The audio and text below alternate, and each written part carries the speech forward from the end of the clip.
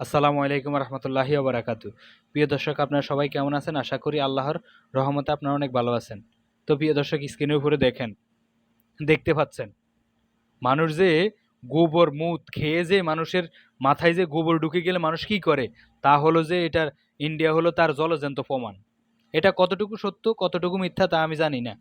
নিউজের ওইখানে পোস্ট করলো, ওইখান থেকে আমি আপনাদের সাথে শেয়ার করলাম। মিথ্যা হলে তো মিথ্যাই, সত্য হলে তো আর কি বলবো। তো প্রিয় দর্শক, দেখেন এরা যে গোবর মুত খেয়ে যে তাদের মাথায় যে গোবর, এটা আরো একবার বিশ্বের কাছে প্রমাণ হলো।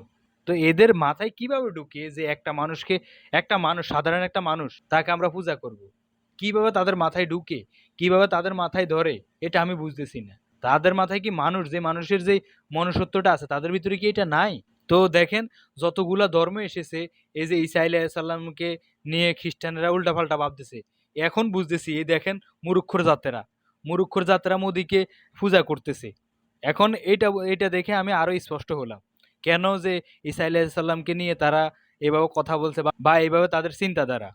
এখন এই বলদদেরকে দেখে আমি এখন বুঝতে পারলাম, তারা এই বলদদের মতো ওই ভালো কিছু করলে মনে করে যে সে তাদের ভগবান, তাদের ঈশ্বর। এই জন্য তারা মনে হয় যে পূজা শুরু করে দেয়। হে বলদ, এদের মাথায় যে কি ঢুকে! বলদ আরো ভালো আছে, বলদ এদের চাইতে ভালো আছে। তো প্রিয় দর্শক, কি আর বলবো, ভিডিও আর কি ভালো লাগবো, কারণ এরা তো বলদ। বলদের ভিডিও দেখলে তো কার এমনিতে মেজাজ খারাপ না হয়। তো আজকে ওই কথা বলবো না যে সাবস্ক্রাইব লাইক করেন, এগুলা বলবো না। তো প্রিয় দর্শক, ওকে, ভালো থাকবেন। আসসালামু আলাইকুম।